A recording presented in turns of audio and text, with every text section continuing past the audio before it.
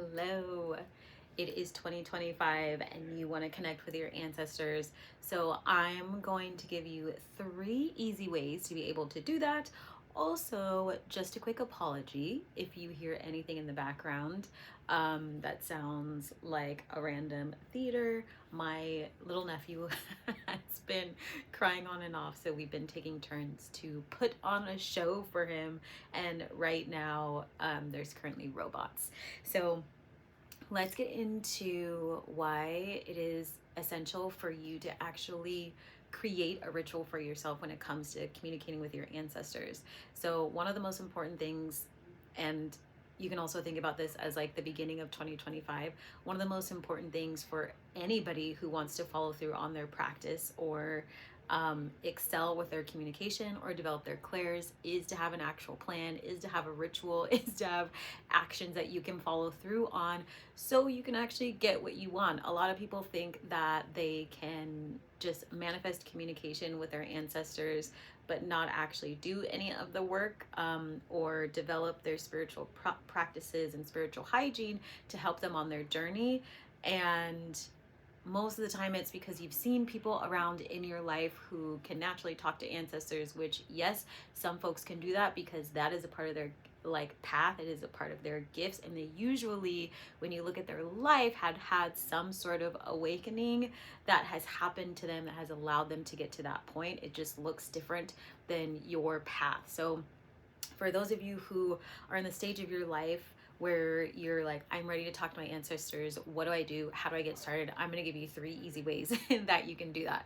So for number 1, the biggest step is preparation. So you want to prepare for your journey with your ancestors. Again, as I said in previous videos, your journey with your ancestors is not like a one and done thing. This is a lifelong practice. This is an evolution. This is you stepping into also healing with them, growing with them, expanding your generational wealth. But this marks the beginning of a completely different life for you and your ancestors going forward. So one of the things that you want to do within your preparation is to create a space.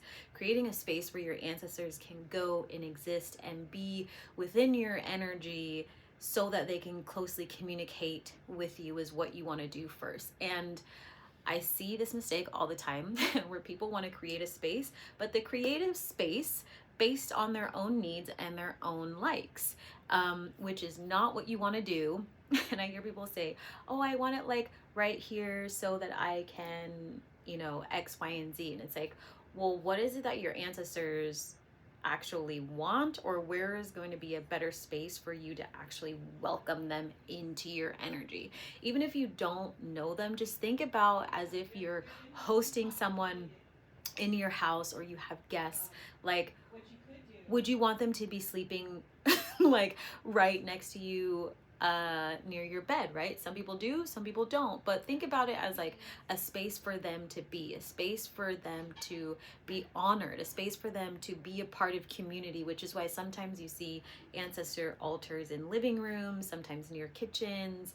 I have a client who like keeps them on a bookshelf because they all love to read, and she puts like coffee up there. Like there's very like specific spots. So think about something for yourself that you can actually use. Of course, you don't want to make it difficult on yourself, but the point is to welcome your ancestors in a way that is also ideal for them. Remove your ego, make that connection with them, create your space, and keep the space really clean. You want to consistently be changing your altar cloths if you have that, or just wiping down the table, whatever you use. It doesn't have to be like, one very specific table, right? Like it can be an area where you have a bunch of plants. It can be an area of like a reading nook. It can be like whatever feels like the right place energetically for you and your ancestors. I would go to that space.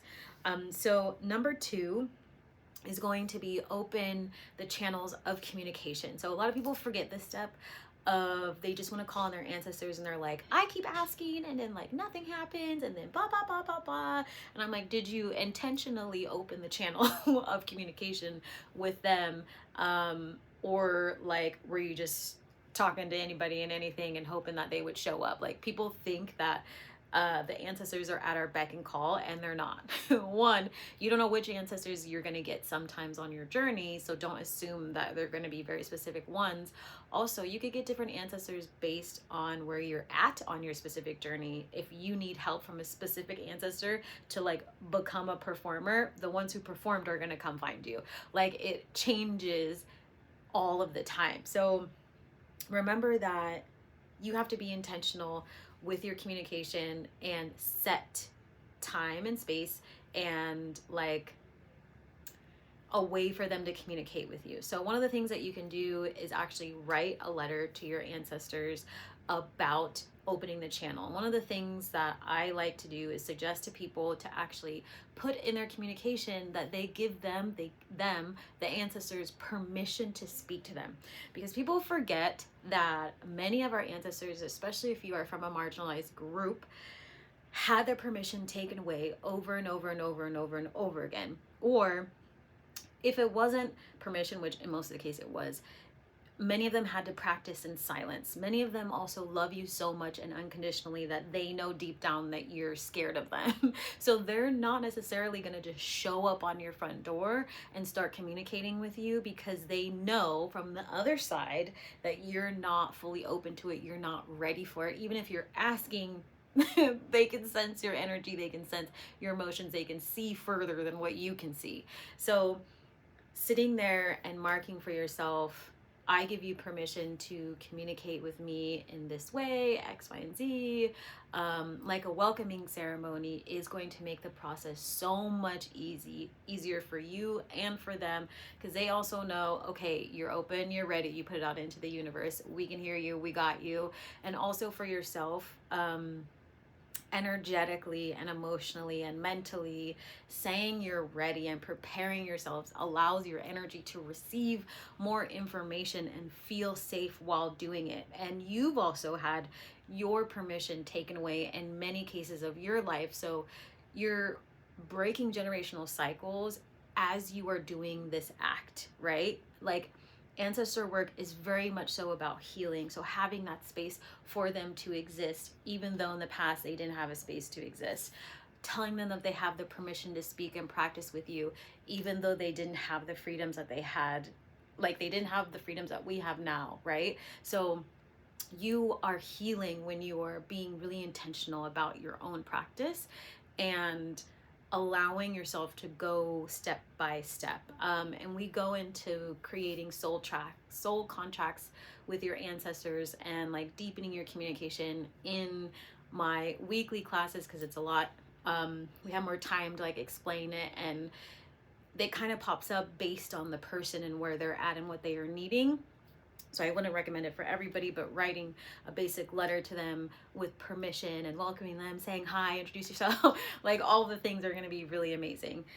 And the third one is basically allowing a like second channel of communication. So putting something on your altar or your sacred space for them to energetically move through.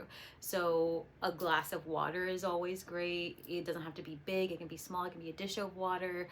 Water is a channel of communication. It allows people to move in and out. You can bless the water, you can speak over the water, you can say only those of the highest vibrational light and frequency can come through this water, but you can keep it out and refresh it. Like, I don't know, I refresh mine like every other day, and I pour stuff into my plants and then I get new water, like that kind of stuff. So I keep the cycle going, because in between I'm also doing coffee and food and things like that. So it just depends on the flow that you have, but this is just a good way to start the communication. And then another thing you can add is a candle of some sort. A white candle is always good. White is heavily associated to the ancestors with purity and connection and just communication. And if you want, like, depending on what kind of candle you have, you can carve into it like your ancestors or specific ancestors that you're wanting to speak with, or you can just put a tea light. Like, you know, like, it's really up to you. Or you can just do the tea light, or you can just do the candle. Like, it really doesn't matter. And then as your practice evolves, like that's when you start to hear people who have altars or sacred spaces, and you know, they're leaving food, or they're leaving like all sorts of drinks, or sometimes they have wine on there. Like it just depends on who you're honoring, when you're honoring them, who your ancestors are, what your cultural practice is. Just be mindful of what you do and don't appropriate anything. But I did want to share that because it's super, super important, especially in 2025, since I know everyone on this page is ready to communicate with their ancestors. I want you to just like hit the ground running, but be intentional. Setting that foundation is going to be the best thing. And I've already seen folks who have been in the sessions in the last couple weeks already start getting a lot of communication from their ancestors, because they took their time, because they were intentional, and they're coming back so excited, and they're like, I'm seeing things out of the corner of my eyes, or like this happened. And then I'm like, yay. You know, you kind of have to understand that the way we communicate is like part of the process as well. Like they're not just going to come to us and just start having a conversation. Again, they love you, they don't want to scare you, and they're also doing their own healing work on the other side, and they're visiting with people. So sometimes you, if you want an ancestor to come visit you, they may not even visit you within this lifetime, and that's a real thing. So just know that every ancestral journey, every ancestral healing journey, generational healing journey is completely different. Just enjoy the ride, be open to it, and know that your ancestors love you and that you can't do anything wrong. And I'm gonna make some more videos about myths and stories that I've heard and things that I've had happen to myself along my own journey that I want to share with you and make sure you don't do. Not in a scary way, but in funny ways that I've needed their help to kind of undo. But it's been quite the adventure. And if you have any questions or concerns or anything like that, feel free to come to the weekly sessions. We have 3 of them. Usually they're on Monday, Thursday, and Friday. And then I added a new class actually, and it's for a like group doggy coaching. So if you have furry pets and you have questions, because I'm also a dog trainer, that is there. And I just opened signups for my Kick the Ish challenge. It's a 3-day event to help you get through all of your self-sabotaging habits and just like move forward in 2025 in a very powerful way. So all of that is going to be available for you in the description. Again, love on each other, show compassion. Ask for people's permission before you share stuff in the comments. I'm seeing every once in a while folks saying comments that are like assuming things about other folks, and just, we don't need it. It's 2025. I'll likely delete your comment because I'm like, we don't need that energy. We're all adults here. Ask people for permission so we can all heal together. You're welcome to do your healing and then come back into the space once you have learned. But I'm sending you all lots of love, lots of hugs. It's 2025. Keep on going. You manifested this video. The ancestors are here for you. And I will talk to you all soon.